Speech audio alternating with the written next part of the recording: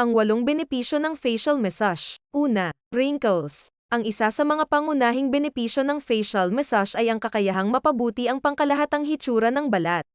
Ikalawa, presyon ng sinus. Hanggat hindi ito isang nakakahawang kaso o sa panahon ng talamak na yugto ng sinusitis, maaari mong gamitin ang masahe upang mapawi ang sinus pressure, kakulangan sa ginhawa.